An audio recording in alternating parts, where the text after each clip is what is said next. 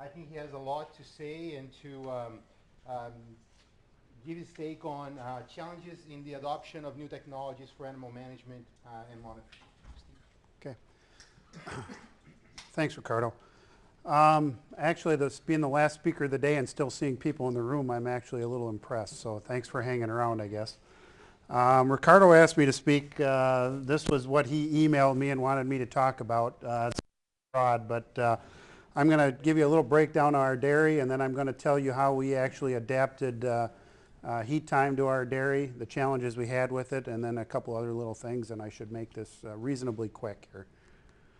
So we're a family farm that actually started in east central Wisconsin in Eden 160 years ago, basically. I believe I'm 7th generation. Right now I farm with my father Alan and my brother Bill. We crop 3,300 acres, milk 1,600 cows. Ironically, we've been milking 1,600 cows for the last 16 years now, so we really haven't grown. That will probably change in the near future. As the cost of production's gone up, we need more hundredweights. We get 100 pounds of milk per cow per day, and there's sort of a point where we're not sure we can get more out of these cows in our 6-row barns and some challenges that we already have. So we recently bought into a facility in western Nebraska, Oshkosh, Nebraska, and we started sending our 6-month-old and up heifers out there. I don't have any back yet, so I can't tell you exactly how they're doing, but they're on dirt compared to confinement in Wisconsin, so we're very optimistic of how they're going to do. We're very self-sufficient dairy. We do all of our own cropping, harvesting, manure hauling, milk hauling, you name it, we do it. My dad always had the philosophy that somebody else can make money doing it. Why aren't we doing it ourselves? So I guess that's the attitude you have when you got a couple of boys coming up, and I don't know if you needed something for us to do, but we sort of took with it. And we still raise all of our heifers on farm up to 6 months. So this is a shot of our dairy. My son took this, 13-year-old son took this with his drone. If you look, that doesn't look like a dairy that you would lay out nowadays, but this was laid out in the mid-90s, expanded several times. This was the original barn with the parlor. We added this coverall barn, which is a milk barn. This is our special needs barn, and then bunkers. Big shop right here, very necessary in Wisconsin if you're going to be doing cropping, because as you'll see in some slides down the road, it isn't always pleasant in Wisconsin.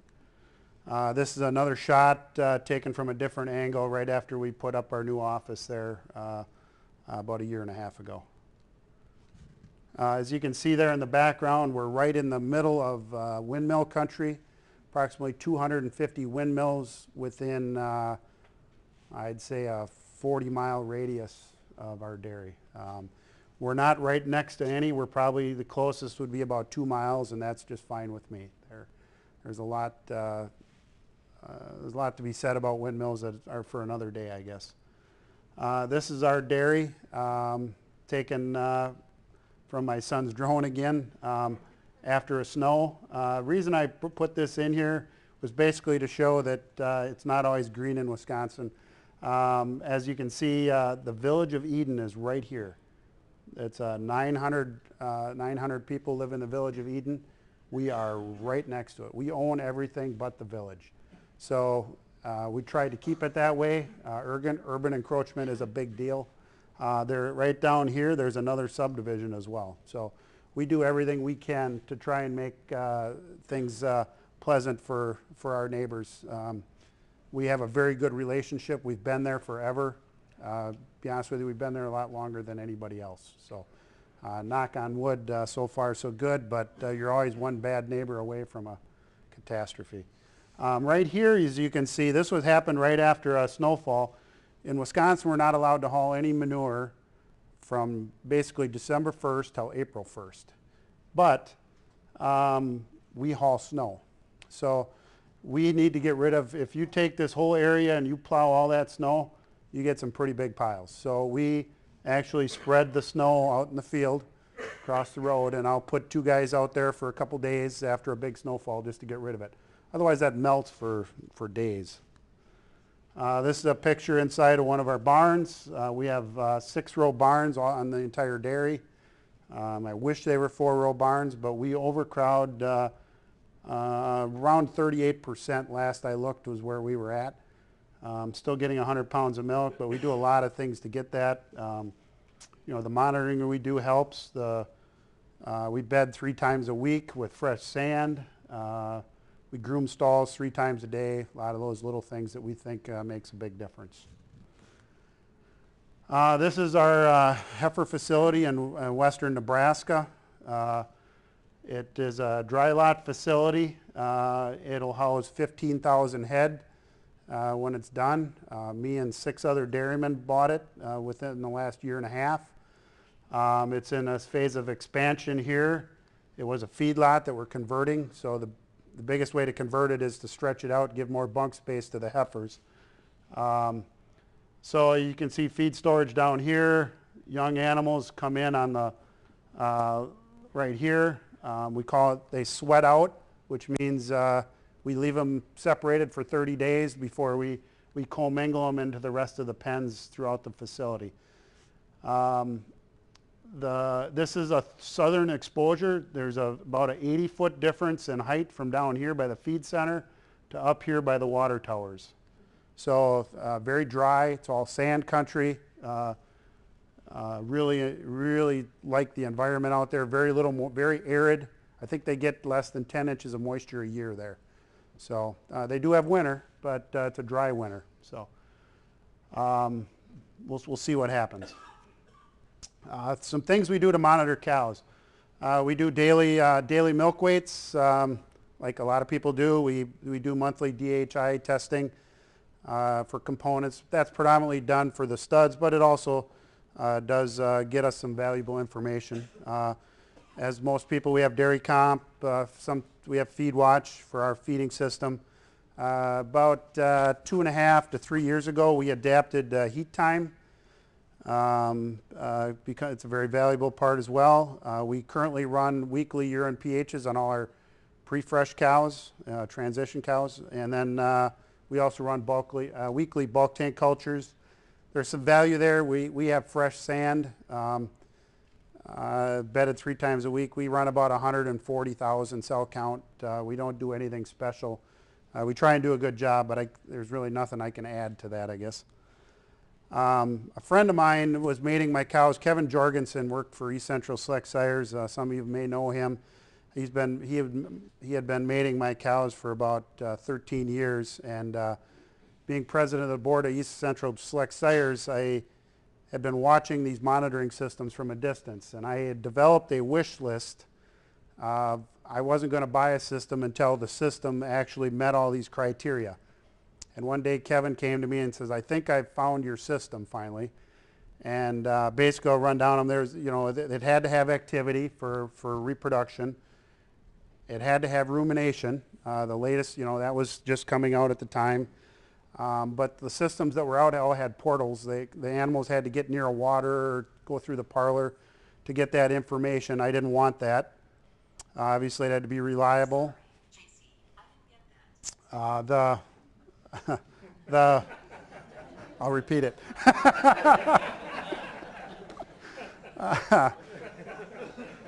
Select Detect system had batteries. We did not want to have to change batteries. Obviously, it had to be cheap enough, and technical service had to be something we could rely on. We wanted somebody local that could deal with it. So he came to me and we met with SCR, and they said we can do all those things. So we worked a deal out, and they released it right before World Dairy Expo, and then we had several hundred people at the dairies asking how it worked. And as I'll show you in a minute, there was a honeymoon phase that we really enjoyed, and now we've had to learn to work with it. So these were the reasons we actually purchased the system. We wanted to have 24/7 heat detection, but we also wanted that monitoring for health reasons. We wanted to cut back way a lot. I mean, they basically, SCR and the other guys were all doing the same thing. I don't want to throw SCR under the bus, but they were sort of sold the system as you could basically eliminate hormones. And turns out that's not the case, and I'll touch on that in a little bit. But we wanted to detect health problems before we saw the milk drop on our milk meters. We wanted to track some of the effects of ration changes. And we also wanted to track the effectiveness of some of our health treatments that we had. This is a collar, many of you have seen it. It's actually a very durable collar. We're very happy with it. It's tough. There's a weight on the bottom here, and then the reader or the microphone and everything is up there. That actually has a microphone in it that measures the number of minutes a day a cow chews. So when I show you some data, that's what it's based off of, is how many minutes she's ruminating. And then it also has the activity along with it. So we can actually monitor everything on the dairy from 2 antennas. There's one on each corner of the parlor like this. The reason there's 2 of them there is when they sent the system, the very first collars, because we were the first ones, they actually found out that they were reading on 2 different frequencies. So they had to actually add in a second antenna, but we can really cover the whole thing with 1 antenna. They put 2 on basically for backup. This is a group rumination graph, and I'll run through this a little bit. It's a little hard to read on top, but basically the red line is a mature cow group, and that's how many minutes a day they ruminate. I apologize, this is a slide from 14, but I used the same slide I had for another presentation. And you can see it's variable. It's not every day. Part of the reason, I believe, is the fact that cows don't eat on a 24-hour cycle. They sort of ruminate at their own speed. So they'll bump around a little bit. But as you can see right there, it doesn't matter if it's the 2-year-olds on the bottom, the average for the herd, or the red line, which is the mature cows. They tend to follow each other a bit.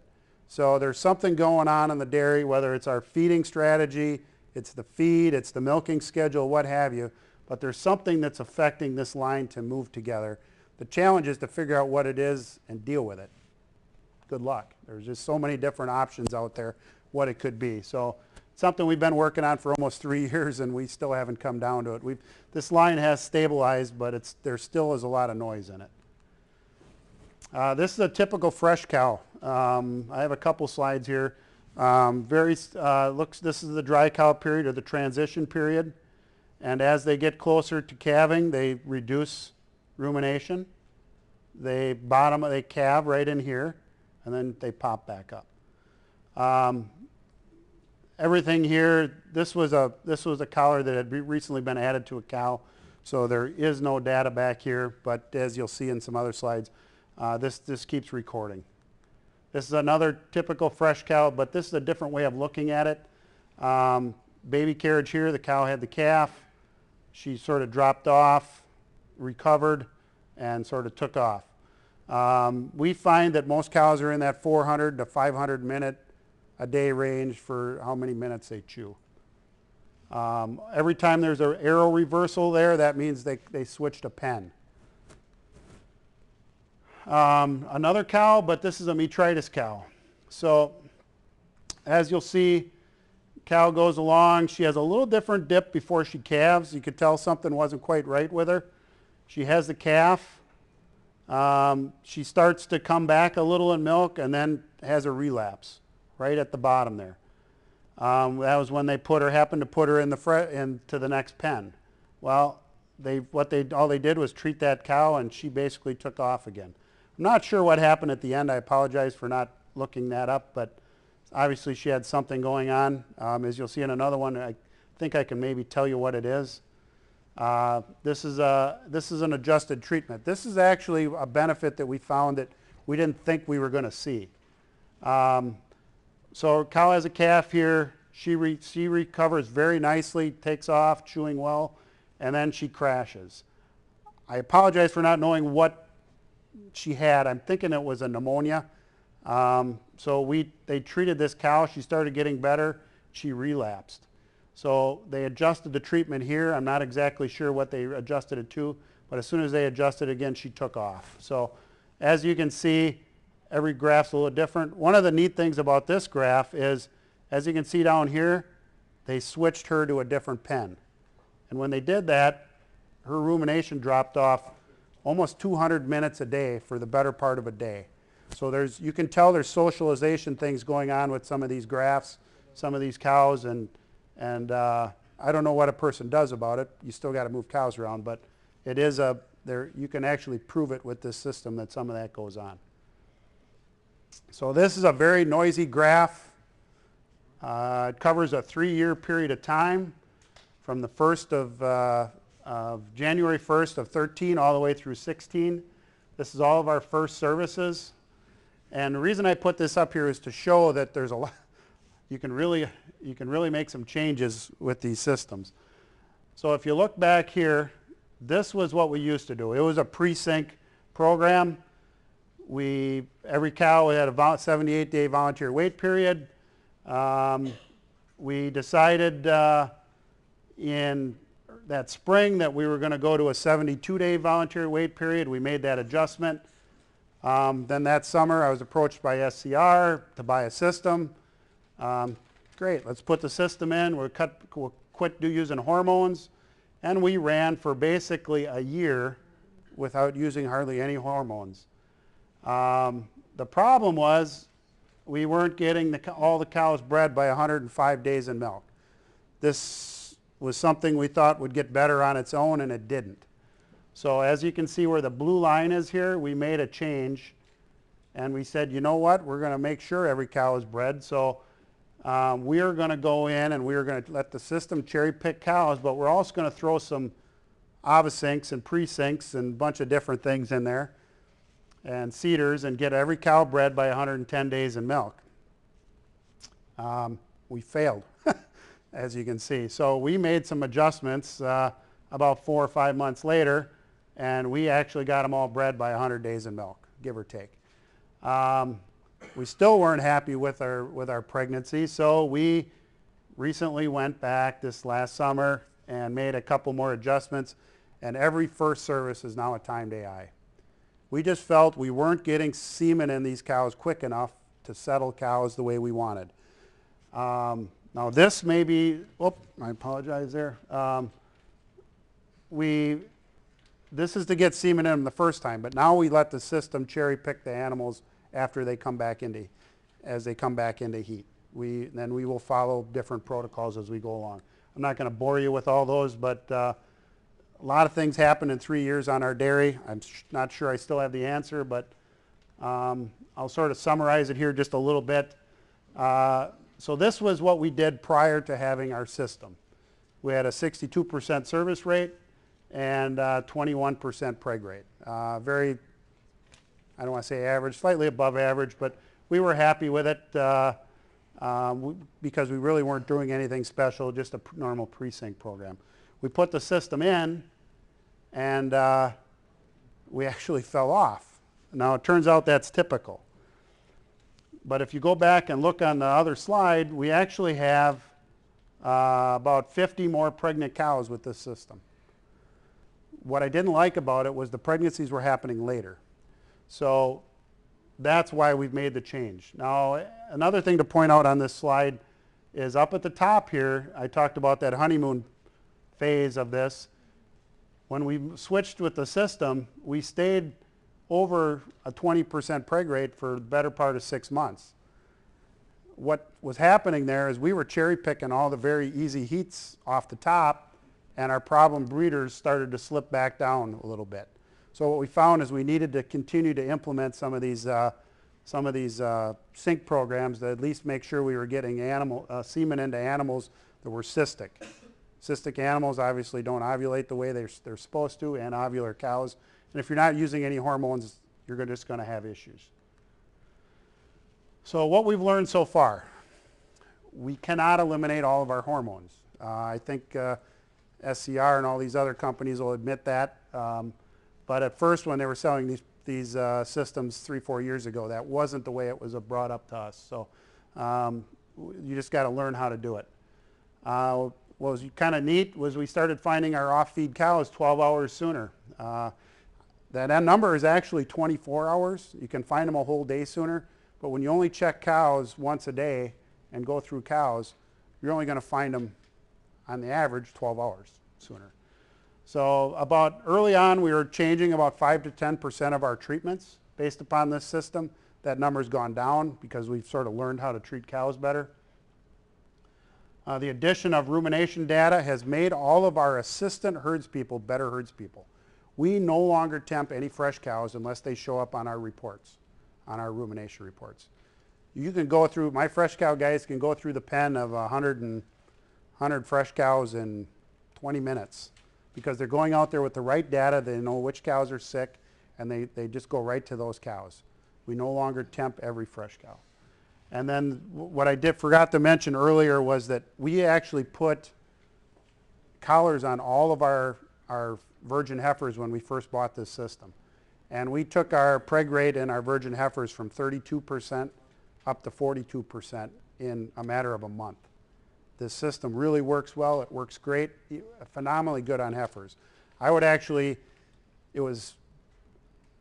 people said put it on your cows and then if you like it, you'll put it on your heifers. I disagree. Put it on your heifers, you will like it, and eventually you'll probably put it on your cows. One of the things that nobody likes to talk about is the unintended consequences. So you can't have 90% of your collars working. If you have 90% of your collars working, that's like being 90% compliant on your breeding programs. It just doesn't work. You got to keep all of your collars working all the time. So, they'll fail, things will happen. So you need to get them replaced right away if they're acting up. So we'll have guys out there 3 days a week trying to monitor collars or replace collars. So I sat down with my herd manager and we actually came up with, we estimate about 260 hours we spent last year working on putting new collars on, taking collars off, cows that got shipped, things like that. So, which we estimated to be about $5,000 a year. The estimates say that you'll save labor, about that same amount of labor, not giving those hormone shots. I don't know, if you're not giving the hormone shots, the guy's not going to go punch out. So I'm not sure that that's truly the case, but in our case, we estimate that we probably spend a little more labor now. One of the other things that we're starting to work on our dairy is we're playing around and we're thinking about bailing on dairy comp and implementing Bovasync as our herd monitoring system. It's a Windows-based or cloud-based system. It's actually developed by a couple of grad students at the University of Wisconsin. Dave Cook is I think the lead guy, lives about 2 miles down the road from our dairy. And we had another grad student doing some PhD work at our dairy, and he approached me and wanted to know if he could put this program on our computer to monitor things because it's cloud-based. And I'm like, yeah, whatever, put it on. So he no longer had to log on to Dairy Comp. He could be sitting in Madison or wherever, grabbing the data off of our computer without having any contact with the dairy. And the more I thought about that, I was like, that is really cool. So the cool thing is, you can actually, it's a very, it can be set up to look the same, very similar to Dairy Comp, but it can be done from your smartphone or your tablet in the barn. You can enter a treatment, you can do whatever. We could be sitting here, as long as we had an internet connection, we could be actually watching my herd on the screen here without having to have a Dairy Comp backup that's 17 to 20 megs big, trying to somehow email that damn thing or whatever. There's a lot of little benefits to this. I think that if they can get the stranglehold away from Valley Ag. Valley Ag is pretty powerful. Nothing against Valley Ag, but they refuse to go cloud-based, and that's the way the world is going. And the one thing I'll caution anybody, you can't just sign up. You have to forget Dairy Comp. That's really hard for everybody in this room to do because we've lived with Dairy Comp. My 13-year-old son thinks this is awesome because he doesn't know Dairy Comp. So that's going to be the challenge that these guys have to get this program going. So, you know, we'll see. Time will tell. But I'm cautiously optimistic. One thing I will point out is they do something a little different. They have a chore list on there. So this is an example of a cow that is in the middle of her double ovsync. So you'll get everything on the right here that's already been done, recent events, but it'll tell you what's left to do. So if for some reason you have a mind fart and the cow went to the special needs barn and you're like, God, what shot does she get? When does she get it? This keeps track of it for you. There's some other things that I don't like about it. This recent events, the events table isn't as big. They need to fix that. You need to be able to get more things on it, but it has all the same basic things that Dairy Comp has. So I wish them luck, and we'll see how it goes here. But so with that, any questions, or I guess we'll do the round table. So thank you.